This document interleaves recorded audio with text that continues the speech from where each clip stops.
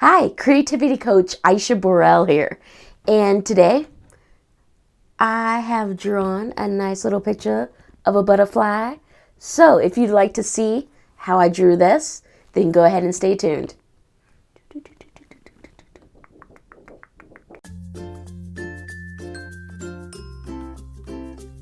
All right, so what I'm doing here is starting to sketch out the butterfly and everything.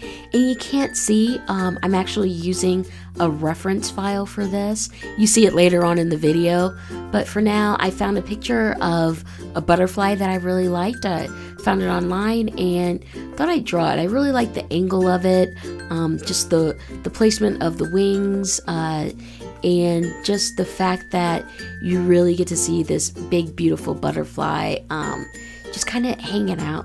It's landed somewhere and it's hanging out. So one of the things is that using reference files, having not drawn for a matter of years, I'm talking like since the beginning of the century, so 17 years. I haven't really drawn since then, just because I basically, going to college, I used to draw a lot. My major in school was, I was a fine art major with an emphasis in graphic design. So I drew a lot. Drawing is just something that I've had always done since I could possibly remember. But going to college, even being a fine art major, I found myself just taking, tons of graphic design classes and other prerequisites and everything. And drawing started to become, there became less and less time for drawing. So I don't have the amount of, images in my mind anymore that I've noticed. I've always kind of thought of drawing as one of those things where it's like riding a bicycle, to where once you learn, you just pretty much get it. It's retained, but which is somewhat true. But one of the things that I've really noticed with starting to draw again is that those images and the way I see things have changed. So you'll see me in this sketch go in and start to erase and redraw areas, just because it's like, okay, I see it one way, but then when I draw it, it looks completely different. It's like, no, that's not right. I need a little bit more space here for the wings and getting, the spots right. So, you'll see that later on and everything. So here, what I'm doing, you see this X-Acto knife. And it's kind of crazy because putting this video together, I was like, okay, I'm going to use my light box to transfer everything, but I couldn't get the light box in the sketchbook to be quite right. So I found myself having to get my X-Acto knife out and my little ruler and a cutting pad, and just basically cut this page out from my sketchbook so that I could put it onto my light box. So that's what you see going on right here. So yeah, I've got to cut it out from my notepad. So I've got my light box, and it's a real nice, real thin light box and everything. And I'm using a little bit of removable tape just to put it down, and I'm putting a piece of marker paper over it. I'll have in the details and description below exactly what paper and tools and all that good stuff that I'm using in this process. But I've got it on here, and I've got more removable tape. I'm taping everything down, but I'm wanting to use my Copic markers.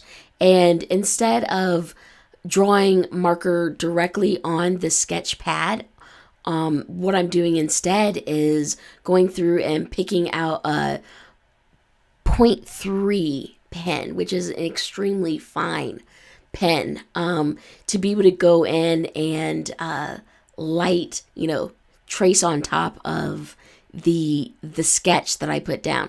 And what this does is a couple of things. It keeps the integrity of the sketch to where, I can go back and use that sketch again if I so choose, to be like, okay, what if I want to change the composition as far as the color composition? Instead of using warm yellows and oranges and blacks. Instead, go through and use a different type of color set like blues and purples and maybe grays or something such as that. So I am just real quick going in and just putting the lines down. So just tracing everything. And one of the things I noticed, and again, this is just part of the process of just getting back into drawing and art and inking, is that I guess the heat and they're barely, it wasn't really any type of heat coming off of the light pad, but the marker paper that I had placed on top started to curl a bit. So I'm kind of messing around there, and you can see where it starts to move away from the light box. So I'm having to go in there and just kind of mess with it a little bit and get all that reconfigured. And I'm just like, okay, fine. I'll just go through and just get my ink on here as fast as possible. So yeah, what you won't see me doing is really messing with the line weight of the ink. Since this drawing is actually I'm going to be using quite a bit of ink at the end. All I want to do is just put lines where they go, quickly place them down, get them as clean as possible, and use this to be able to stretch me forward to the next phase. So yeah, I was telling you about how I haven't been drawing for a while, and college and everything, how just start to do more and more graphic design. And as a creativity coach, one of the things that, definitely being a professional creative for the last 20 plus years of my life, is that I definitely noticed that, I need to have hobbies, like artistic hobbies, instead of just reading being a hobby, or, learning new programs or new software, whatever it might be, learning about, the mind and how the mind works, needing to go in and have hobbies that really are like, hobby based. With art and everything, one of the beautiful things about drawing and creating this piece of art is that I don't feel the need to have to earn a living off of my art, this butterfly. Of course, I guess it would be nice if I could, and if you're interested in purchasing this original, just send me a message, send me a chat, messenger, whatever it is, but send me a message and we can definitely talk. But I do like that, is that it's just so freeing to just go in and enjoy the art and not have to worry about having to make an income. So yeah, now that I'm done tracing this image, I've got kind of looking here at a little bit of a side by side, as far as I've got my line art, taking off the removable tape. And that's what's nice about removable tape, is it comes off so easily. But going in, figuring out what markers I've got, what markers I want to use. It's a real nice selection here. I've bought some different type of markers. Like, I didn't buy a marker set except for one. And in here you can see me going in onto my iPad Pro and opening up the reference file that I was actually using. So there's tons of images. I love butterflies and the colors, and have always felt a connection between myself and butterflies. So this is actually the image I end up choosing, and I've got it off to the side. I'm saving the photo. Oh, my voice gets so dry. So you'll hear me taking sips of water here and there. But yeah, I've got this image that I'm definitely using just as a reference. It's not exact. It's just to get me started. But yep, I've got my markers. I go and I pick a marker. The Copic markers, I love them because they are a water-based marker. So I'm using a pale yellow here, but they're a water-based marker. Not a water-based marker, but alcohol. They're an alcohol-based marker. So what that allows you to do is be able to blend colors. And since I'm using a type of marker specific marker paper, it allows me to be able to kind of create almost like a very saturated watercolor painting just with markers. So in this case here, I've got my pale yellow, and I'm going in and just placing color exactly where it needs to be. I'm not focusing on too much, certainly not on adding tons of detail or anything. It's just like, okay, where do I want these lighter bits of yellow to go on the wings? And, right there you see that quite a bit of ink came out, and that's one of the things I also noticed. I see other like YouTubers and stuff, and when they go in and draw with their markers, they've got their markers laid out to the side, as far as, they're nice and flat. Even if they have a surface, if they have like a little compartment, all of their markers are just nice and flat. And I thought, I wonder why they're doing that. And instead, I'm using this glass container here because I think it's a really nice way to display my markers. But that's the thing, is that since the alcohol-based marker pigment kind of sometimes can run down, if you have them placed vertically, it can run down and create splotches. So that was definitely new for me. So good thing I wasn't trying to work on too much detail. And that's another thing with using a light box and with using, and keeping the integrity of the sketch, is with, digital art and digital drawings. If you mess up, you can just go back and Command Z, undo it. But with this, it requires so much more. So yeah, you can see kind of the reference file that in the top right and what I'm doing in my whole display and camera setup and everything. So take another sip of water. Yep, and there we go again. Another splotch. So in this case, what you see me do is I'm just like, okay, forget this. I'm going to go ahead and pull out the markers that I need and lay them flat so that I can, when I do need them, hopefully the ink hasn't pooled to the tip. Instead, it's more even. So yeah, I'm just basically putting down gray right now and adding, using very light colors, even though I'll be going back over my drawing with black ink. Right now, I just want to fill in areas, start really working on the color of the wings. So, and here I'm just filling in. So one of the reasons why I decided to get back into art, now in my 40s, 40 years old, and I haven't been drawing since my mid-20s. But one of the reasons is my 6-year-old daughter. Her name's Jada.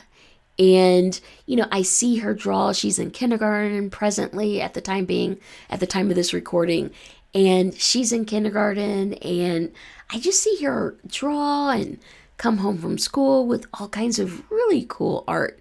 And I thought, seeing her draw and just have fun with it and lose herself in those moments of drawing and creativity, it's like, man, I remember when I was a kid and when I was growing up and being just like that, always drawing, just, without abandon or anything like that, just without a care in the world. And I thought, I need to get right back into that right there.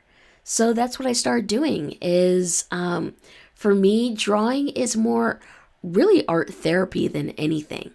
I certainly like to create online courses. I've got a course all about mind mapping, and I love mind mapping and everything. And that's on Udemy if you're interested in learning more, again, and that'll be in the descriptions.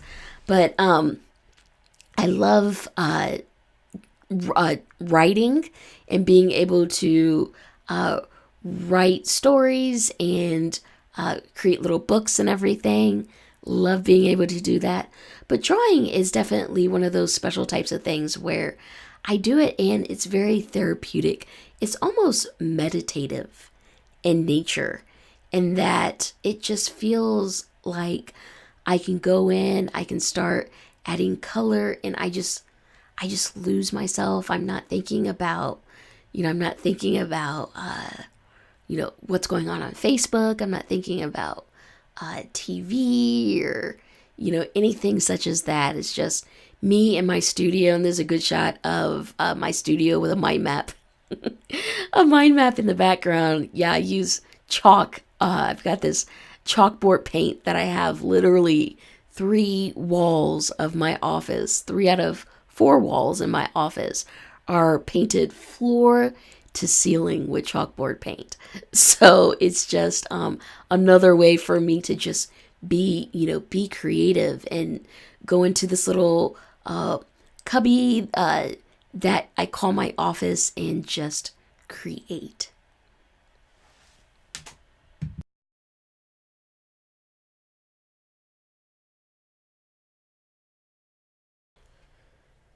Okay, so now that I've got my colors just laid down real quick, as far as, knowing where the blacks are going to be, knowing where the yellows and the oranges are going to be, I come in here and this is when adding, I start adding layers of color over the markers and over what I already have.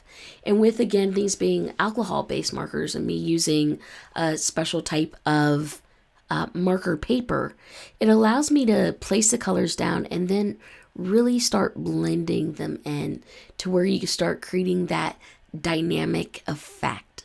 So I go in, I've put some oranges down, a little bit of a yellow green in the wing areas, and start layering.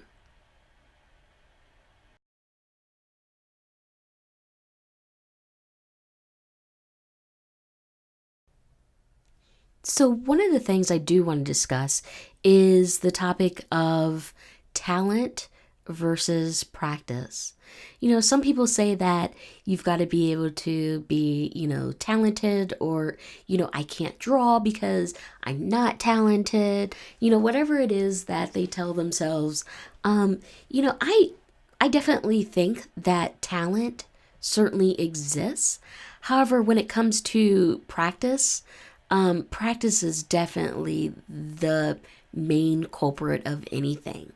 Talent can only take you so far. It's just one of those things where being a professional creative and being in the industry, creative industry for the last 20 years, is I've seen a lot of people through my lifetime, I guess, with incredible amounts of talent. But the thing is that they don't make an effort to practice their craft. They rely solely on talent. And then they wonder why, after a while, they get passed up with people who are, quote unquote, far less talented, but have a lot of practice behind them.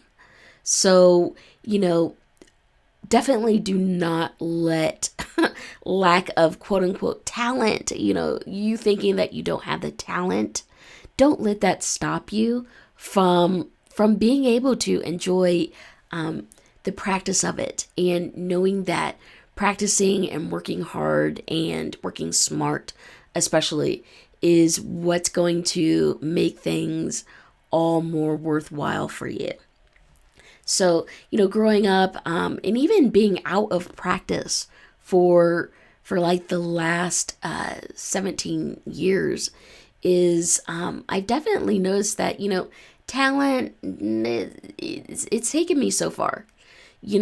I feel like I've kind of regressed back from being like a really good artist and, feeling like I should be so much further along in my art at age 40. But the truth is, talented or not, I have not been practicing. So my practice level is a bit off. And that's the thing, is that being able to see things as far as, know perspective and have reference images in my mind that I can just easily pull from. So, and another thing is time. A lot of things like drawing, one of the reasons why I haven't been drawing, because it's like, oh, I don't have the time to do that. I'd rather spend my time doing other things, things that make money for me, whatever that might be. But at the end of the day, it's like, all right, When you are a professional and you're wanting to just get out there and get seen, one of the best things you can do is just not even focus on time. Is just focus on quality. Focus on, forget inspiration, forget motivation. Those things can only take you so far. But instead, focus on just creating quality work and, focusing on that. So here, working on the butterfly, you see me adding little tiny details and everything just to get those wings to look a little more organic. Adding those tiny little hairs and little bits to where it looks like the wing, you can actually kind of pick it up. So I'll go back through and at some later point and do this drawing again just to see how far I've come. But I'm pretty happy with how this is looking. So here's an example right here of the finished piece of art. And I've put down the shadows. I've finished it up. I'm pretty happy with it. Sure, it could be better, but I'm happy with what I've done.